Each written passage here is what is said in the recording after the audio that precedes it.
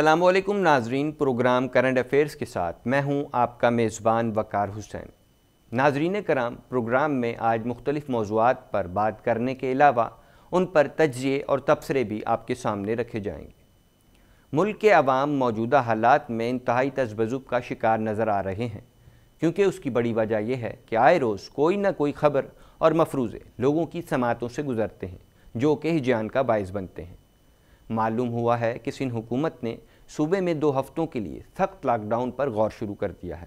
اس ضمن میں وزیر اعلیٰ مراد علی شاہ نے پارٹی قیادت سے مشاورت بھی کر لی ہے اور یقیناً لاک ڈاؤن کے معاملے پر وفاقی حکومت کو بھی اعتماد میں لیا جائے گا۔ اس تناظر میں سندھ حکومت نے موقف اپنایا ہے کہ کرونا وائرس کی حالیہ صورتحال اس امر کی متقاضی ہے کہ عالمی ادارہ صحت کی سفارشات پر عمل کیا جائے۔ کیا ہمارا ملک ایک مرتبہ پھر لاک ڈاؤن کا متحمل ہو سکتا ہے؟ اس حوالے سے عوام کیا چاہتے ہیں، آئیے معلوم کرتے ہیں۔ اگر اتنا سیریس میٹر ہو رہا ہے اس کرونا وائرس کی وجہ سے تو پھر لگا دینا چاہیے تاکہ انسانی جانوں کا تحفظ ہو سکے۔ جس طرح کی گزاری ہیں تو میرا خیال میں کہ اس کے تحفظ کے لیے ہو جانا چاہیے تاکہ لیکن یہ فائنل ہو، کیونکہ عوام متحمل نہیں ہے اس لاک ڈاؤن کے جو ہمارا ملک کا اس وقت حال ہے معاشی۔ تو سندھ گورنمنٹ کے پاس اپنا بھی اختیار ہے کہ وہ جیسے مناسب سمجھے۔ کیسز کے حوالے سے دیکھا جائے تو سر یہ سب چیزیں صحیح ہیں، مگر جو غریب لوگ ہیں ان کے لیے بڑا مشکل ہو جائے گا کہ اگر لاک ڈاؤن ہو جائے گا، اس لیے کہ کمپنیز وغیرہ میں آف کرنا، پھر لیبر کو ویو آف کرنا، سیلریز وغیرہ نہ ملنا، یہ سب چیزیں جو کمپنی اچھی ہیں اس میں ہماری بھی ایک کمپنی ہے کافی اچھا ہمیں سپورٹ کر رہی ہے، مگر جو لوگ سپورٹ نہیں کر رہے ان کے لیے بڑا مشکل ہو جائے گا۔ یہ ہے کہ لاک ڈاؤن تو لگا دیں گے مگر غریبوں کو کہاں سے دیں گے یہ لوگ کھانا پینا اور یہ راشن واشن؟ ان لوگوں نے پہلے ہی نہیں دیا اور باسی مال دیا ہے، جس کو راشن دیا ہے کسی کو بھی صحیح مال نہیں دیا۔ ناظرین کرام، آپ نے دیکھا کہ عوام کیا چاہتی ہے۔ ادھر سندھ میں حکومتی کوششوں کے ساتھ ساتھ حزب اختلاف بھی متحرک نظر آ رہی ہے اور سندھ سرکار کو آڑے ہاتھوں لیتے ہوئے کہہ ڈالا کہ حکومت نااہل ہے اور کسی قابل نہیں۔ وزیر اعلیٰ سندھ کارڈ کھیلنا چھوڑ دیں۔ سندھ کارڈ کھیل کر وہ اپنے گناہوں کے پیچھے نہیں چھپ سکتے۔ سندھ کارڈ کے پیچھے کرپشن کے گناہ اب نہیں چھپائے جا سکتے۔ تحریک انصاف کے رہنما حلیم عادل شیخ نے کہا کہ وزیر اعلیٰ سندھ نے وینٹیلیٹرز کے حوالے سے غلط بیانی کی۔ وہ کہہ رہے ہیں کہ صوبائی حکومت وینٹیلیٹرز نجی ہسپتالوں کو ٹھیکے پر دے رہی ہے۔ ناظرین، آپ کو دکھاتے ہیں انہوں نے کیا کہا۔ میں کہنا چاہتا ہوں کہ کل ایک مرتبہ اور انہوں نے سندھ کارڈ کھیل کر ایک بڑی گھٹیا حرکت کی ہے۔ وہ ذوالفقار علی بھٹو جس نے لاہور سے اپنی پارٹی کی افتتاح کیا، پارٹی کی بنیاد ڈالی لاہور سے، وہ شہید محترمہ بے نظیر بھٹو جس کو کہتے تھے کہ چاروں صوبوں کی زنجیر، بے نظیر 18ویں ترمیم لانے کے بعد اور اس کا مس یوز کرنے کے بعد انہوں نے اپنے ہاتھ سے وہ چاروں صوبوں کی زنجیر توڑ دی اور انہوں نے وفاق کو، پیپلز پارٹی نے وفاق کو کمزور کرنے کی سازش کی۔ میں پوچھنا چاہتا ہوں کہ کل آپ نے بڑی باتیں کی، نثار کھوڑو صاحب پتہ نہیں دن میں بھی ہوش میں نہیں ہوتے، رات میں تو ہوتے ہی نہیں ہے، اور اللہ معاف کرے آپ کہہ رہے ہو کہ ایسٹ انڈیا کمپنی کو SIDCL سے کہنا چاہتے ہو آپ کو شرم آنی چاہیے، آپ کو شرم آنی چاہیے کہ آپ نے میں تو پہلے دن سے کہہ رہا ہوں یہ لاک ڈاؤن بھی پاکستان کو ناکام کرنے کے لیے تھا۔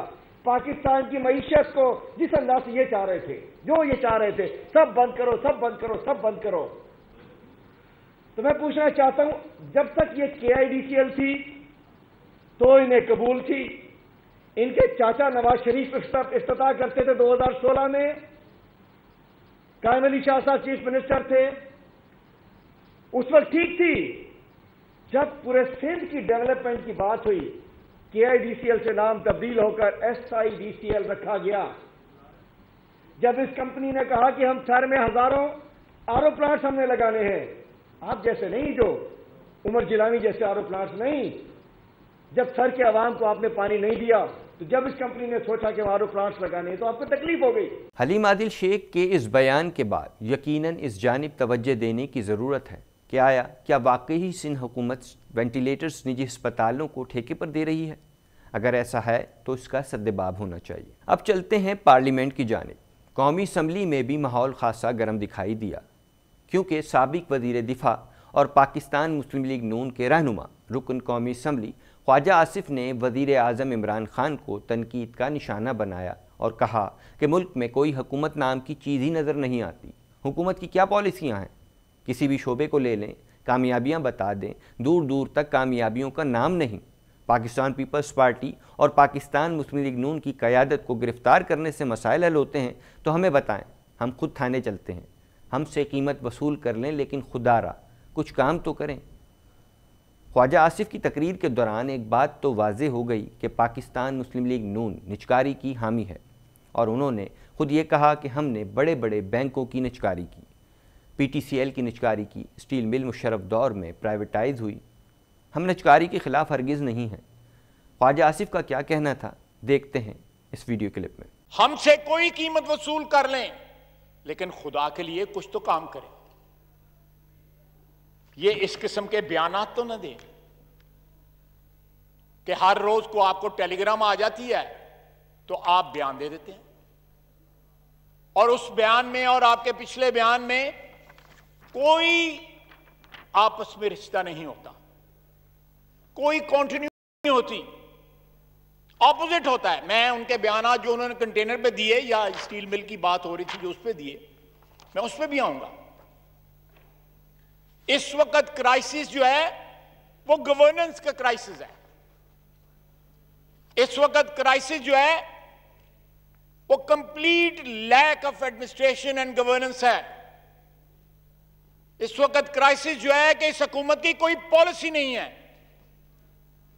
دے آر کمپلیٹلی لاسٹ۔ کوئی رخ نہیں ہے، کوئی سمت نہیں ہے، کسی منزل کا تعین نہیں ہے۔ We are living moment to moment we are living۔ گزارا کیا جا رہا ہے جناب ڈپٹی اسپیکر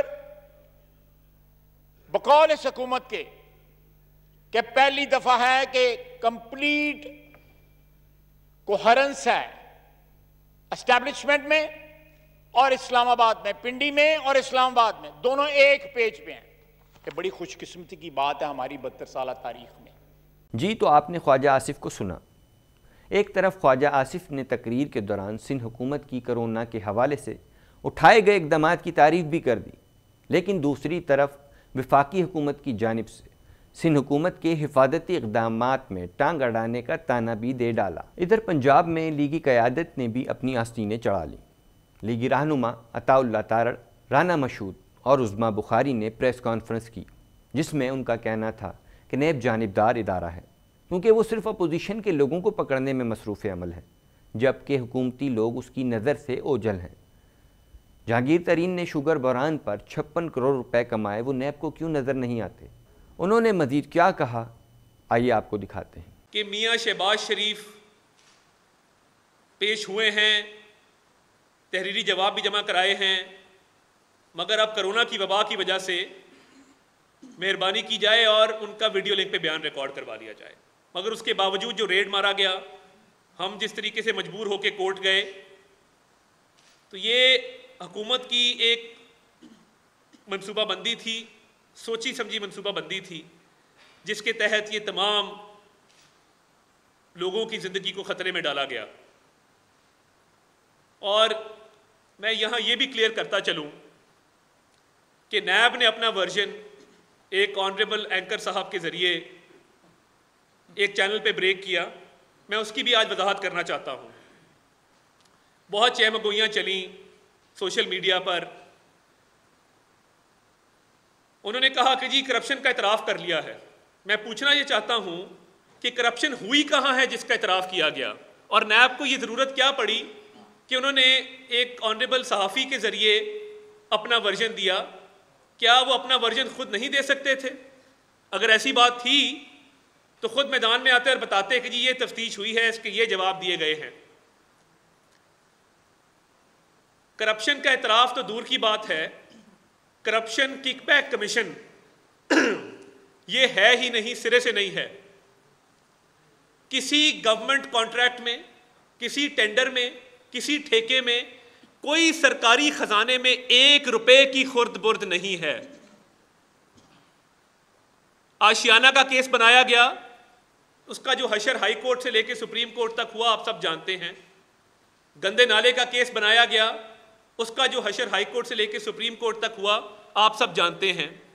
بتایا یہ جائے کہ کہاں ہے کرپشن، کہاں ہے کک بیک، کہاں ہے کمیشن، کون سا ایسا حکومت کا پروجیکٹ ہے جس میں خرد برد کی گئی ہے، سرکاری خزانے کو کیا نقصان پہنچایا گیا ہے، کہاں ہے اختیارات کا ناجائز استعمال۔